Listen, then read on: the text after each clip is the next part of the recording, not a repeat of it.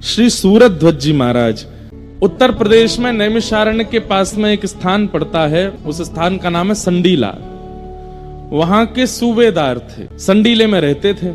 लेकिन वृंदावन के श्री मदन मोहन जी, उनसे इनकी बड़ी प्रीति थी।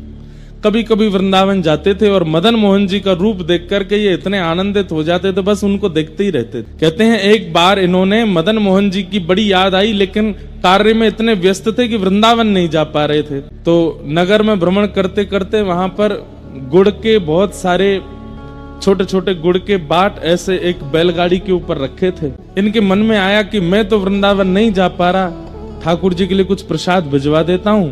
और इन्होंने खूब सारी बैलगाड़ियां भर के गुड़ वृंदावन भिजवा दिया। गुड़ बेचने वालों ने इनसे कहा कि भैया तुम जितने रुपए में यहां से गुड़ खरीद के और पूरा किराया देकर के वृंदावन भिजवा रहे हो, इतने में तो तुम एक व्यक्ति को कुछ धन देकर के वृंदावन भेज दो, वृंदावन से गुड़ खरीद के ठाकुर जी के मंदिर में दे देते हैं, इतना पैसा क्यों लगवा रहे हो।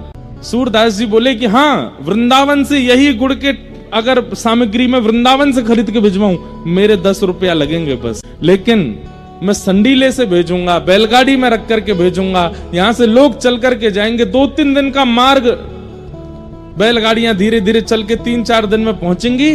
तो श्री मदन मोहन जी को पता तो चलेगा, वहां तो बहुत लोग हैं गुड़ देने वाले, लेकिन जब संडीले से गुड़ जाएगा तो श्री मदन मोहन जी को पता तो चलेगा कि मेरा कोई प्रेमी है, उसने भेजा है मेरे लिए, वो स्वीकार करेंगे। और वही हुआ।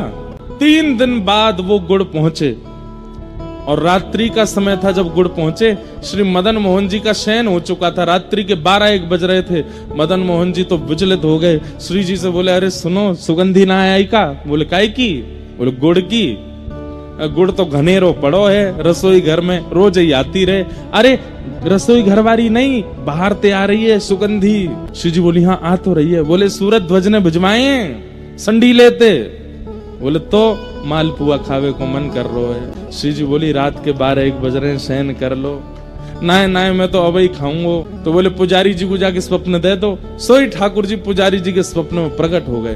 पुजारी जी बोले धन्य भाग्य, अहो भाग्य, इतने वर्षों से सेवा कर रहा हूँ, ठाकुर जी मेरी सेवा से निश्चित प्रसन्न हो गए, जो मेरे स्वप्न में आके दर्शन दे रहे हैं। ठाकुर जी बोले तेरी सेवा ते प्रसन्न ना है भयो में। तो बोले मंदिर के द्वार पे गुड़ की बैलगाड़ी खड़ी है, उन गुड़न की जल्दी रसोई घर में धरवाओ और अभी इसी वक्त रात्रि में रसोई खोल के पुआ बनाओ और पुआ बना के भोग लगाओ। पुजारी जी बोले अच्छा, तो मेरे प्रेम से नहीं रीझे हो आप? ठाकुर जी बोले तो रीझ जाऊंगा, लेकिन तू पहले पुआ बनवा। तो पुजारी जी बोले जय जय, नेक देर रुक जाओ, 4 बजे तक सो लो, फिर मैं उठ के बढ़िया बनाई दूंगा। और गुड़ तो बहुत धरो है, पहले पुराना जो रखो है बाकू प्रयोग में ले लेंगे, नए वाले को फिर धीरे धीरे लेते रहेंगे। तो ठाकुर जी क्रोधित हो गए और स्वप्न में ही डांटने लगे। बोले देख तू सवेरे उठेगो, तुम रसोई जैसे स्नान करवे जाएगो, स्नान घर में गिर जाएगो, तेरा मूड फूट जाएगो।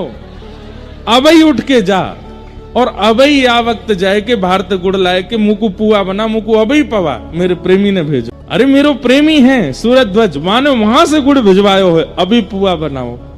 रात्रि 12 बजे पुजारी जी उठ के गए, स्नान ध्यान किया।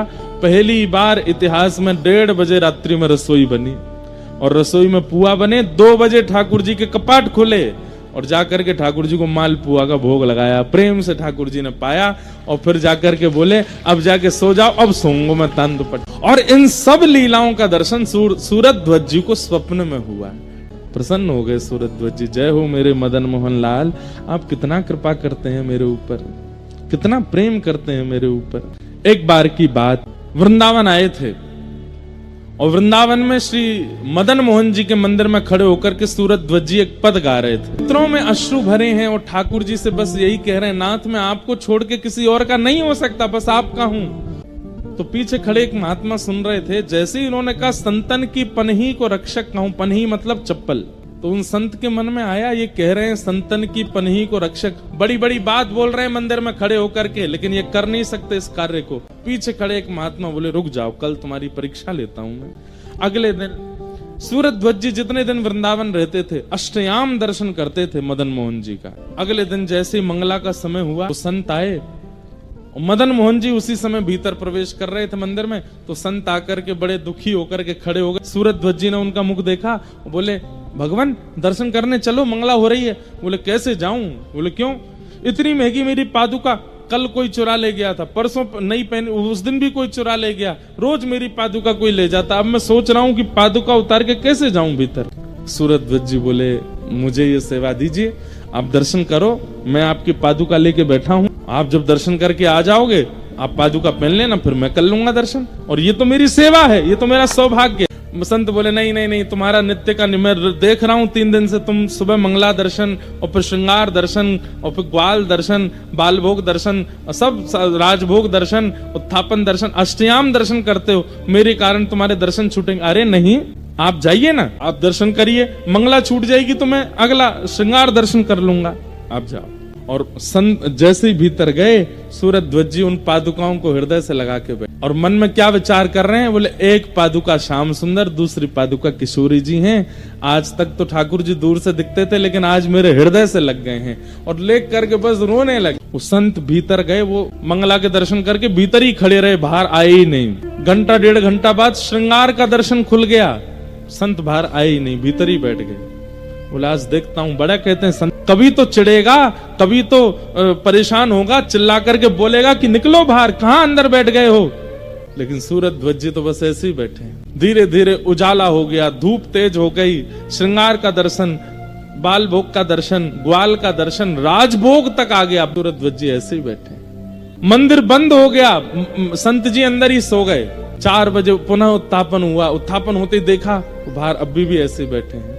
थोड़ी और परीक्षा ले लूं, औलाई हो गई, शयन के दर्शन हो रहे हैं, लेकिन अभी भी सूरध्वज जी ऐसे ही बैठे। संत का हृदय पिघल गया, बोले कि ये कहते नहीं है, ये है इनके चित्त में, ये संतों की पनही के रक्षक हैं।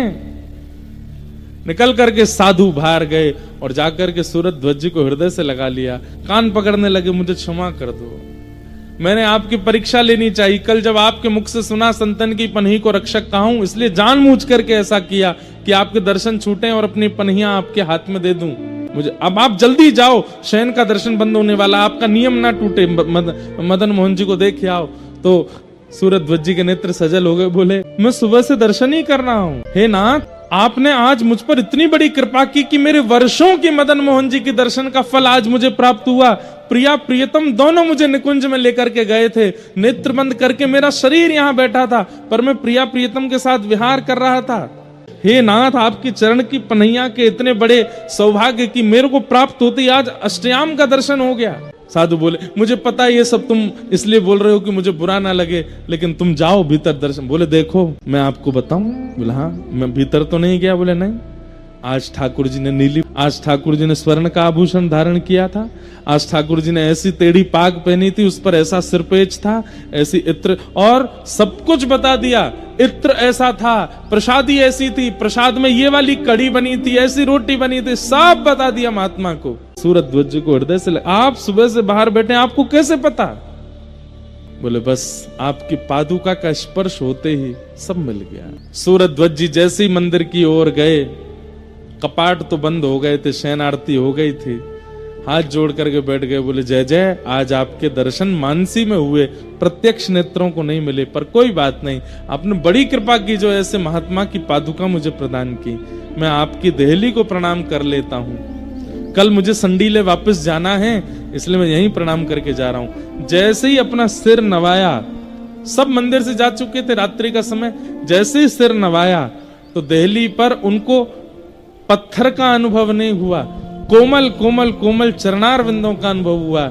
जैसे ही नेत्र खोल करके देखा, साक्षात श्री मदन मोहन जी प्रकट हो गए हैं, और प्रकट होकर के सूरध्वज जी को अपने हृदय से लगा, एक क्षण के लिए हृदय से लगा के मदन मोहन जी अंतर ध्यान हो गए।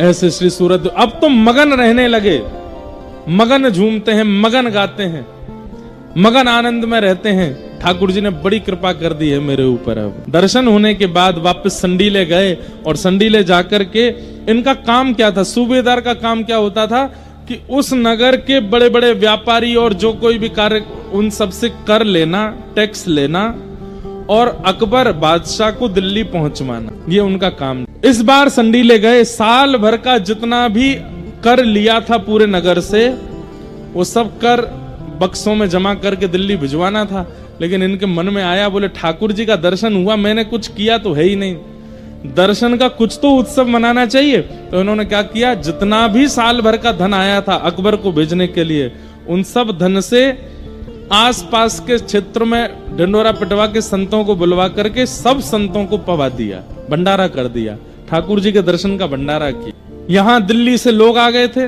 बादशाह के कि भाई साल भर का जो कर है वो दो। तो इन्होंने सारे बक्सों में पैसे तो खर्च कर दिए, संतों को पवा दिए। तो इन्होंने पत्थर भर दिए और पत्थर भर के उनके ऊपर एक पत्र लिख करके उस पर लिख दिया, 13 लाख संडीले उपजे सब संतन मिल गटके, और आधी रात सूरध्वज वृंदावन को सटके। सब दे करके अकबर को बोले अब अकबर हमको जान से मारेगा। सब भिजवा करके और अपने सूबेदार की पदवी पर प्रणाम करके सीधे वृंदावन भाग गए। यहाँ जैसे ही लोग बाग आए, बोले महाराज संडीले का पूरा साल भर का कराया है। अकबर बोले खोल के दिखाओ। देखा तो पत्थर थे। बोले इसमें तो पत्थर हैं, एक पत्र लिखा है। बोले दिखाओ। और उसने जैसे ही देखा, क्या लिखा है, 13 लाख संडीले उपजे संतन सब संतन मिल गटके। अकबर बहुत जोर से हंसा। उसने फिर एक पत्र लिखा और पत्र लिख करके सूरध्वज जी को भिजवाया। और उसमें क्या लिखा अकबर ने, बोले गटके तो हमारे गटके, तुम काहे को सटके। ये तुम हमारा जो साल भर का कर था वो तुमने गटक लिया, तुम क्यों सटक गए हो, हमारा खर्चा हुआ, तुम क्यों भाग गए। कोई बात नहीं, रही है प्रेम से वृंदावन में। लेकिन अकबर का एक वित्त मंत्री था टोडरमल, उसको ये बात सहन नहीं हुई। बोले ऐसे कैसे, ऐसे तो जितने भी सूबेदार हैं भारत में इन सबके पर निकल आएंगे। ये सब कह देंगे कि जब सूरध्वज कर सकता है तो हम क्यों नहीं, इसको तो कठिन से कठिन मैं दंड दिलवा के रहूंगा। टोडरमल ने वृंदावन सैनिकों को भेजा और बोले अकबर को पता ना चले, सूरध्वज को पकड़ के दिल्ली ले आओ और तय खाने में डाल दो। सूरध्वज जी को पकड़ के हाथों में हथकड़ियां, पैरों में बेड़ियां बांध करके दिल्ली ले आए और ला करके उनको टोडरमल ने जेल में डलवा दिया। अकबर को पता नहीं है। एक दस्तम खां नामक बड़ा क्रूर जेलर था, उसके हवाले कर दिया। वो इनको इतना मारता था, इतना प्रताड़ित करता था कि हाँ श्री जी, हाँ मदन मोहन कह करके रोते थे। इन्होंने 6 महीने तो उसकी मार सही। उसके बाद कहा कि मैं अकबर को कुछ लिख दूं। तो जानते तो थे कि अकबर जो है वो लेखनी का बड़ा रसिक है। तो इन्होंने अकबर को एक पंक्ति लिख करके भेजी। क्या लिखा, एक तम अधियारो करे शून्य दई पुण्य ताही, दस्तम ते रक्षा करो दिनमणि अकबर साही। क्या कह रहे हैं, बोले कि भैया एक तम कहते हैं अंधेरा, एक तम जो है उसको उजाला कर देता है एक मणि। लेकिन यहाँ तो आपने मुझे 10 तम के हवाले कर रखा है। ये 10 अंधेरे एक साथ मेरे को घेरे बैठा, इतने प्रताड़ित करता है। हे अकबर, आप तो उजाले हो साक्षात, कृपा कर इससे मेरी रक्षा करो। अकबर ने जैसे ही पत्र पढ़ा, अब उस अकबर ने तुरंत कहा, बोले सूरध्वज जी को खोल दो।